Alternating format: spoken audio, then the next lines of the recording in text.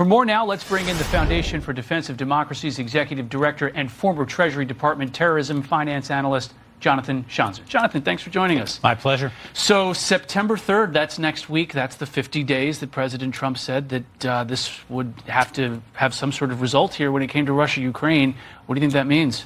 Well, I think we have one frame of reference here, and that was the 60 days that he gave the Iranians to negotiate over their nuclear program. We know what happened. At the end of those 60 days, the Israelis launched their massive 12-day war against the Iranians, and then the United States came in with those B-2s and put an end to the conflict.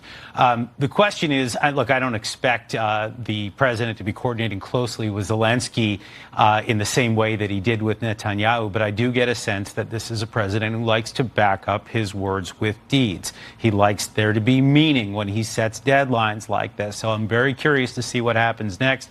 Obviously, there's the ability to work with the Europeans to get more weapons into the hands of the Ukrainians.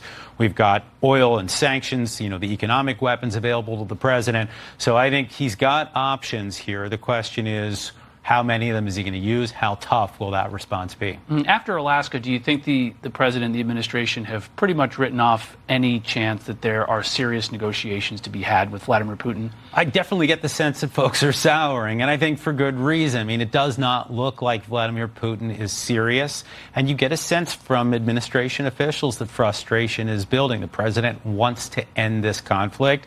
He's trying to work with the Europeans. He's trying to work with the Russians, trying to work with the Ukrainians. And it really looks like the problem is Vladimir Putin. Now, of course, nobody's going to be surprised by that. This is a dictator, a brutal guy. But I think the president had invested a little bit in him. That Alaska summit was part of it, but also I think, came in giving him a little bit more of the benefit of the doubt. I think that's all about to run its course. And again, the big question here is how far does the president of the United States want to take things now that he's, I think, very clear on who Vladimir Putin is. We have a return of international sanctions coming in less than 30 days on Iran. The message from the United States is a little different from the maximum pressure time. They're supportive of the sanctions, but it's, guys, come to the table here. What do you expect out of all that? Look, if you look at the way that the Iranians are dealing with this right now, they are digging in. I mean, there were statements coming out of the Supreme Leader's office saying that there's nothing to talk about with the United States, although they do have a little bit of that good cop, bad cop thing going on, where there are folks within the regime that are saying that they're open to discussion. Look, bottom line is the regime is weak. It cannot afford to enter into another major crisis. The Israelis are preparing for another round of strikes if they need to against the regime. The president has already warned the regime that he'll go back in with those B-2s if the nuclear program starts back up again. So you get a sense that the pressure really is building against that regime in Iran. The hope is that they actually come to the table and deliver this time. The last thing we want is rope-a-dope and allowing the regime the time and space to be able to reconstitute its ballistic missile program, its nuclear program, the terror proxies that it's been cultivating around the region. We need to use that leverage where we can. And it's the month upcoming of the United Nations meetings, the annual meetings, the General Assembly. U.S. revoked visas for some Palestinian officials. What does that mean, and what kind of pressure does it put on those entities? Well, look, I mean, this is all a response to the fact that you've got, the Australians, the Brits, the French, and a bunch of others saying that they are ready to recognize a Palestinian state.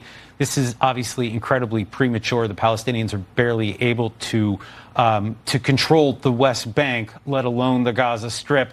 I mean, you got a president in power there since 2005. I mean, this guy has absolutely overstayed his welcome, Mahmoud Abbas. So the idea of allowing these guys to come into the United States and to declare independence, so to speak, were way premature. So I think the Trump administration is taking the right move here. Marco Rubio, Secretary of State's doing the right thing. But it's not going to go over well in Europe and some of these other capitals. But I think that might have been the point. I think the president has kind of said not so fast, and certainly not here on our soil. Okay. Jonathan Schanzer, thanks for joining us. Pleasure. Appreciate it.